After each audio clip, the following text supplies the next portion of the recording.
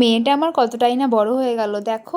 মনে হচ্ছে এই তো কয়েকদিন আগেই হলো, এর মধ্যে এত বড় হয়ে গেল, এত হাসি মজা ওর সঙ্গে খুনসুটি করতে করতে আমার সারাটা দিন কেটে যায়। আর তোমাদের আজকে আমি একটা মজার গল্প বলি, শোনো।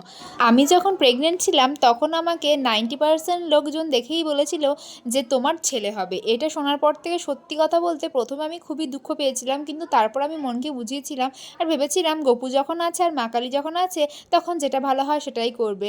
প্রথমে আমি খুব ভেঙে পড়েছিলাম, কিন্তু তারপরে ভেবেছিলাম না, ছেলে মেয়ে যেই হোক না কেন সুস্থ স্বাভাবিক হলেই আমার হবে।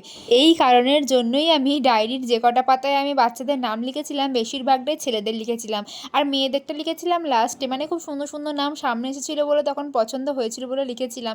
কিন্তু যখন আমি ওটি রুমে আমার মেয়েকে দেখলাম তখন আমার আনন্দের আর সীমা ছিল না। আর এতদিন পর ঘর পরিষ্কার করতে গিয়ে ডায়েরিটা খুঁজে পেয়ে আমি ভাবলাম তোমাদের সাথেও আমি এটা শেয়ার করি। আমার বাড়ির লোকও জানতো না যে এইটাতে আমি এত কিছু লিখেছিলাম। তো যাই হোক, চলো আজকের মতো এতটাই, দেখা হচ্ছে কালকে নতুন কোনো মিনি ভ্লগে। সবাইকে টাটা।